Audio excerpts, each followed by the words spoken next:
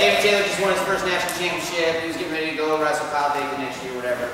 Ed Wiggins won his first. We were national team champions again. And we were having a good time. We come back for Christmas break. And we go to watch, my dad was coaching at Maumee High School, and there's a Maumee versus Sabine South team doing me at Maumee. So it went worked out first. We go to the match. Now you gotta understand, my kids, these two were born in Toledo, but when they were really young, we moved to Iowa State, and then we moved to Pennsylvania. She was born in Iowa. She's never lived in Toledo in her life. Okay, like I said, you know, I grew up here. I went here, so we know what like having several fans in stands are, and not having many fans in stands. When I was in high school, we used to wrestle Perrysburg on Saturday. We would get, you know, only some alumni and parents only. Okay, well, they want to see Penn State wrestling.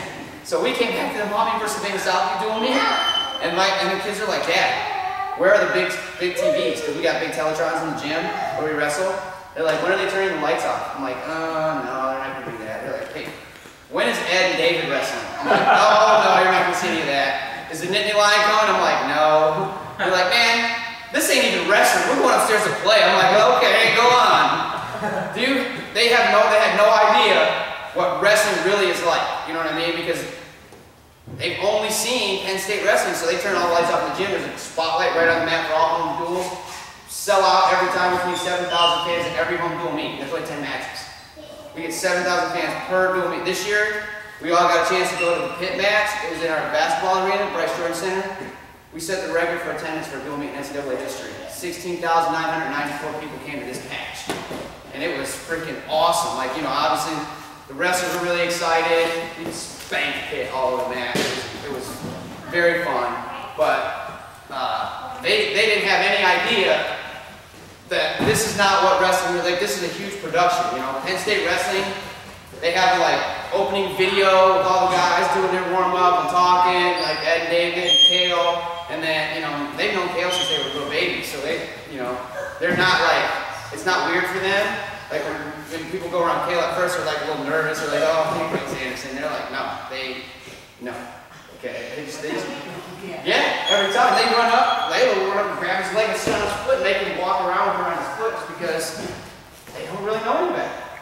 And then, so what I think is spoiled because they don't really know what it's really like. Okay, you have to work, and I mean like passionately work. Okay, smart and hard to get to that level. They have no idea. You know, they know what we do in practice. They come and watch our practices, but they didn't know what wrestling really was like because they've only seen this level. You know what I mean? And it just kind of made me laugh that there were some fans there. There may have been like 75 or 80 fans in the stands, even, you know, both sides, whatever. But it was completely empty to them because it gets loud, especially when Iowa or Ohio State come in. It's like loud and rowdy. And this year, Zane beat Logan Stever at our duel meet, and man, they went, the crowd went absolutely insane. And the kids are like, I love it when they do this, like, yeah. But you don't see that, you know what I mean, like, anyway, you know, St. John's versus St. Francis gets pretty big crowds too. I mean, I know we used to fill it, but I haven't been to matches like that in a long time. It's just funny how, you know what I mean, perspective-wise, these girls have never seen, like, one time they saw, they never, you know, they didn't even understand that that's what it's really like. David Taylor and Ed, and all those guys, before they were at Penn State, went right through the same stuff you guys are going through. You know, any one of you guys can be that guy. It's just up to you, you know what I'm saying? It just makes me laugh because they're friends with Jake Varner, who has the Olympic gold medals, you know what I mean? And Franklin Gomez. And it's just, these are the type of people that they're around all the time. So it's weird because when I first went around Kale, I'm like, oh man, it's Kale, you know, his name's on these shoes over here, and what am I going to do? He's not that kind of guy, he's really great, but they have no idea. They don't know the difference between being here with you guys and being with Edward Ruth and David Taylor. It's not any different. They come over and watch boxing at my house all the time. Frank Palmero, that dude, that Jersey kid. They just come over all the time. So any one of you guys, the point is, it's a funny story because it makes me laugh. They don't have any idea. And also, you can be that guy. You understand that? You can be David Taylor. You can be Ed Ruth. You can do any of that if you want. If that's what your goals are, and you wrote it down and you look at it, that could be you. Okay, you can one day come up here and tell your story about how your kids are like, all we know is, you know, Ohio State wrestling, or Michigan wrestling, or Iowa, or wherever it might be. I mean, like, they don't even know anything other than that. And when you bring it back home to St. John's or Perrysburg, or, you know, at Seagull, wherever you're going, and you're like, this is what we did. And they're like, no, this is not wrestling. Like, well, actually, what you see every day is professional. This is what wrestling really is. And this is where we all came from. And this is what made us want to do that. Right? Yeah. This guy could be Taylor here. Right. Yeah. I knew David Taylor when he was a little kid. Now get my phone and get off the mat. Okay, we're going to do some leg wrap. Okay, a couple things. Remember I told you the other day, that long leg where you grab the flat. I'm going to help you throw a leg in right here. Because this is the hardest place to get to it, right? Yeah. Now, the hardest place to get a leg in is from the base, to be honest with you. Okay, what you did to me the other day, where you bust that open and step in, that won't work. Okay, stand up. What you want to do, if you want to go from the base, this right here, circling, go that leg in right there is not very effective, because as soon as I do that, yeah, you can go back in. Alright? If you want to do it from here, it's easy. It's not easy, but what I just showed you earlier today, did you see that? I'm going to do that. Here, okay? I double karate chop his legs, I push him forward, and there's my leg right in. Okay? It's harder from there because that's not easy. It's real easy from here. Okay, I think I can go through wing, I hook his leg, pull the leg right in, it's in. Okay? That's the easy way. But I don't want to do it like that. I want to come here. I hope in the last few days you guys have learned my personality a little better than that. We're going to make him want me to get the leg in. Reach on back, see I'm straddling. I want my right leg in right here. So I'm going to reach back with my left hand. My right hand is going to go trap, forearm on the neck. It's up to you. I like to just stuff his head down, reach back, grab that leg. And then I'm just going to cram this up. In high school, you got to be careful with his back. Okay, college and freestyle, I can ram and stay straight up over his head, touching that. This is all I need. Look at this hip came way up. Legs in. Okay. Okay. Flat down. Always flat. Chill, buddy. It's in. Okay? And right to the figure four on it. Every single time, this is where you want. Okay, rotate 180. 180. Move it, turn. Okay, turn face down. Apparently, all of our jumps are good. They're not. Leg in. Figure four. If I start sliding down, I'll just reach back, grab my toe, and pull it back up. Okay? I want this lock up right behind his middle. Okay? Now, since I got my right leg in my left hip, flat, or it's going to hurt. Okay? My hip splits him right down the spine. Okay? See how I'm up on the side? I'm not leaning down, I'm doing an arch. Okay? See my lower back arches? I want my chest level, my lower back arches. What you guys want to do is this right here. See my left toe come up off the ground?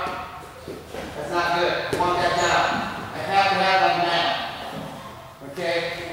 Turn it over to the right. Good. Okay? So my locks up behind his crotch. My knee that's in. Bending hard before. Okay? We're going to turn straight out to 3 o'clock. And what I think about here as I'm arching is pop this dude's leg off his body and squeeze. So my hips are going to come in. Feel pressure already? A little bit, right? I'm going to stay up on my left toe. This is very important. I take my knee up and back, and I push it with my hips and I squeeze like I'm trying to tear his leg off. Look at that. Okay? Just my legs. I'm not really doing much here. I'm pushing in with my hips with this thing right here. Put your foot on that. Okay? That's what we're doing. Watch. Hand on the neck. Reach back for this handle. God gave us handles. Let's use that. Good? Good. I like really going to my handle, or like so the back doesn't move anymore, and I just throw that leg up real high and I let go. Okay? Rotate. Hip finish hip. Arch. In. On my left toe. Because look, as I do this, that takes a lot of pressure off. I can't even get my knee up. This has to happen. Up and back, drive it in. Okay? This is some pressure on him. Feel it? Okay? Any questions about that? Okay. The other way to get the leg in is hook his arm so he can't grab me. My knee goes in his hip. I slide my shoe underneath that handle and I extend him into me here. My leg slips in, and as I rotate back up, the leg is into the figure four. Okay? Much nicer. Pretty effective still, okay? Either one of those two ways, you guys can do it right now. Alright? And then I do the same exact thing. Hip in the center. Knee goes out to 3 o'clock. I hook right here every time because I want to go to that trap down better than wing. Okay? Knee out and up. I'm being very nice to him. I slept my lockdown. If I'm here, that it gets a little tighter, right? Okay? The higher up this stays up in the middle of them, the more pressure you put on the back. Got a question? Yeah. You show that all the time. Sure. We're just gonna go for flat, okay? I like this. Okay. Because if you keep his leg straight, hard as you can, it doesn't matter. I get my leg right in there. And then eventually really bend it. And really. And I'm hipping in the middle, knee out. I'm arching on him, toe and back. My hips are in. Okay, this is very important. That's where a lot of my pressure is coming from. And I take my knee up and back, squeeze his leg off, and hold on tight. Okay? Yeah? Guys, this is absolutely the best ride you can put on somebody. He's going nowhere. He can't move. He can't push button. Okay, we're going to manipulate him in 1 second. Okay? Let's go get the boot in. On 2, 1, 2.